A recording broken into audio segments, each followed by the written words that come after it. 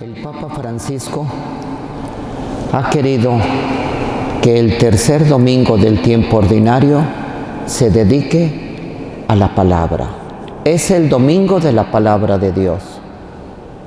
Por eso he entrado solemnemente con la misma palabra y la hemos entronizado aquí.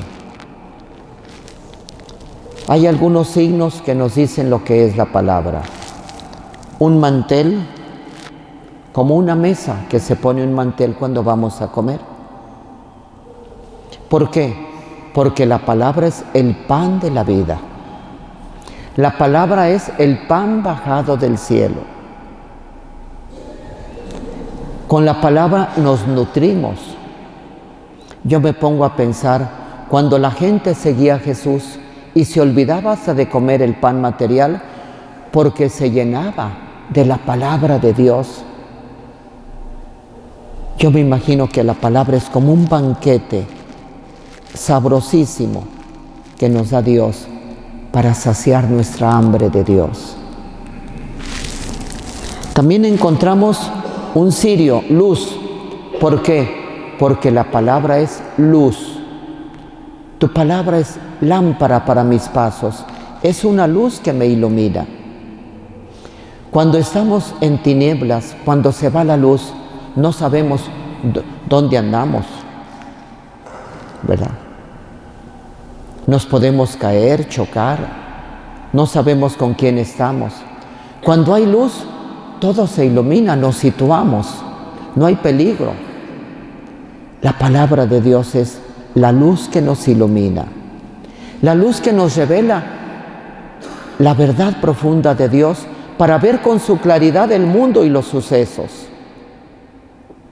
Por ejemplo, ayer fui a un sepelio y gente sencilla en un rancho y lloraba y la palabra de Dios nos iluminó para ver uno de los túneles más oscuros, como es la separación de un ser querido, donde ahí no entran razones, nomás el corazón siente y llora y no se quiere consolar con nada.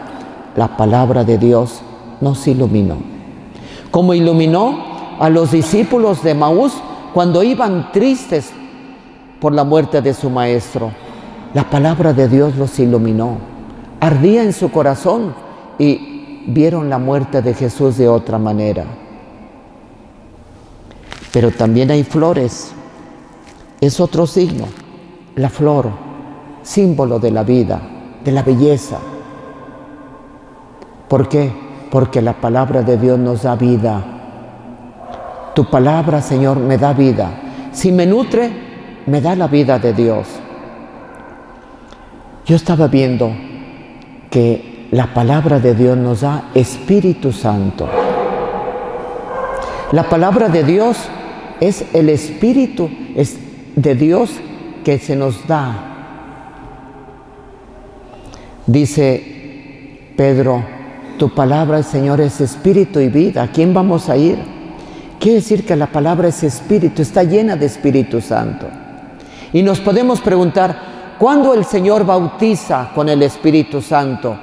Claro, en el bautismo en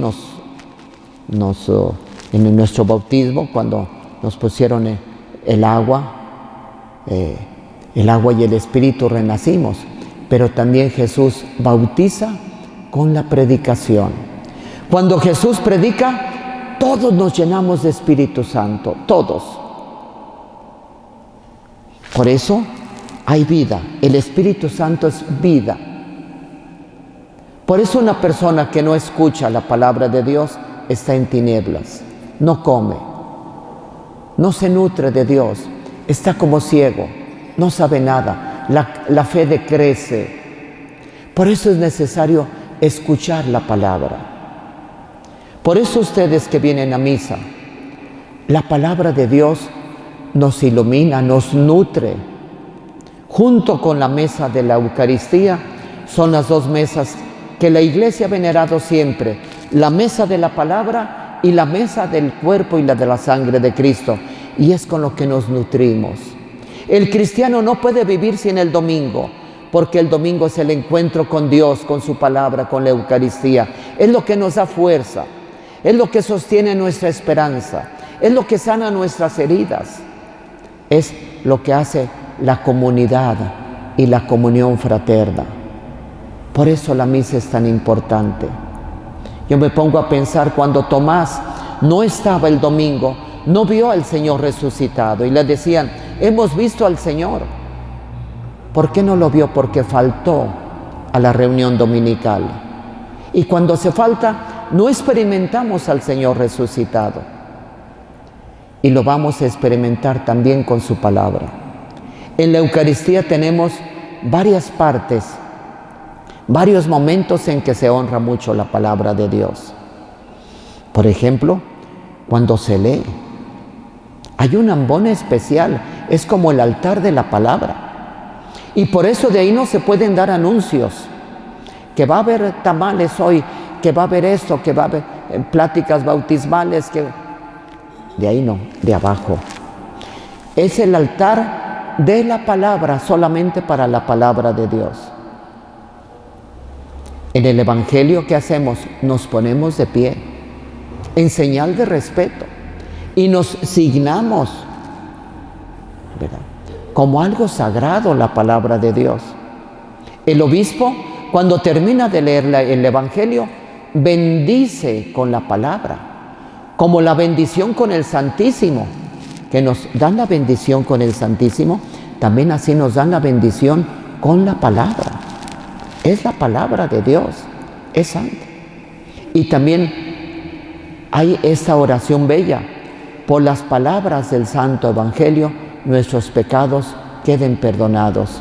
Se trata de los pecados veniales, de los pecados sencillos que todos hacemos, que no nos podemos librar de ellos. Qué pequeñas impaciencias, qué pequeñas mentiras, qué cosas que hacemos que no son graves, también se nos perdonan con el Santo Evangelio. Vean cómo la palabra de Dios es muy importante.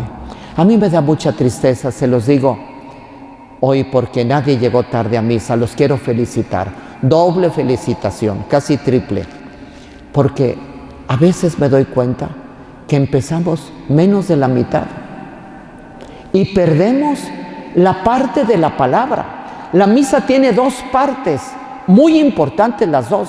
La primera es la liturgia de la palabra, el pan de la palabra. Y la segunda es el pan del cuerpo y la sangre de Cristo. Y cuando se llega tarde, faltamos ya la primera parte, ya no es misa entera los domingos. Y me da tristeza porque cuando se llega tarde es que no nos importa aquello. Cuando me importa, a mí no me gusta tarde, muy de vez en cuando voy al cine, casi nunca. Pero cuando voy no me gusta llegar tarde porque si no ya no le entiendo. A lo mejor ahí al principio está la trama y después ya pierdo el hilo. Me gusta mucho el fútbol y cuando voy al fútbol a ver a mis Chivas, entonces qué peligro que llegue tarde, porque desde el principio está el ambiente, están las porras, está esto. Y cuando venimos a misa a veces, no, llegamos tarde y lo mismo. ¿Por qué? Porque no me interesa. Me interesa más el fútbol o los toros. Sabemos que empiezan a las 4:30, a esa hora hay que llegar. Si no, ya perdimos 1 o 2. Y yo me acuerdo, nuestro pueblo quiere venir y es puntual cuando le interesa. Por ejemplo, cuando viene el Papa, se iban desde un día antes a ganar lugar. Díganme si no es cierto. Y qué peligro que lleguen tarde. Y hasta llegan hasta 1 o 2 horas antes para estar ahí, porque les interesa. La misa, que es el encuentro con Jesús resucitado. La misa, que es escuchar a Dios, llegamos tarde, ¿verdad? Nos decían cuando estábamos allá, la primera es para ver que está bien y sabemos que hay misa, la segunda es para irnos, la tercera es ya para no irnos ya. A mí me gustó mucho en Sudáfrica, si alguna llegaba tarde, no interrumpía, se quedaban allá. Cuando se terminaban las lecturas, empiezan acá.